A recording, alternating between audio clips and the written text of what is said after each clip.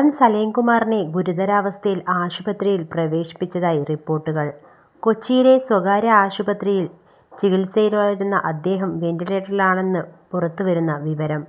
പെട്ടെന്നുണ്ടായ ആരോഗ്യപ്രശ്നങ്ങളെ തുടർന്നാണ് സലീംകുമാറിനെ ആശുപത്രിയിൽ പ്രവേശിപ്പിച്ചത്. അദ്ദേഹത്തിന്റെ ആരോഗ്യനിലയെക്കുറിച്ചുള്ള കൂടുതൽ വിവരങ്ങൾ ആശുപത്രി അധികൃതരിൽ നിന്നോ ബന്ധപ്പെട്ടവരിൽ നിന്നോ ഔദ്യോഗികമായി ലഭിക്കേണ്ടതുണ്ട്.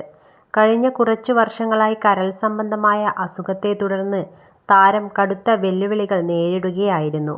തനിക്ക് ലിവർ സിറോസിസ് എന്ന രോഗം വന്നത് മദ്യപാനം കൊണ്ടല്ലെന്നും അത് പാരമ്പര്യമായി കിട്ടിയ അസുഖമാണെന്നതും ആണ് അദ്ദേഹം തുറന്ന് പറഞ്ഞിരുന്നത്.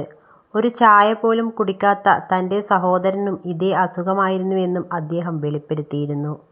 രോഗാവസ്ഥയിലായിരുന്ന കാലയളവിൽ വ്യാജ വൈദ്യന്മാരുടെ ചികിത്സകൾ തേടേണ്ടി വന്നതും അത് ആരോഗ്യസ്ഥിതി കൂടുതൽ വഷളാക്കിയതായും താരം മുമ്പ് പരസ്യമായി തന്നെ വെളിപ്പെടുത്തിയ കാര്യമാണ്.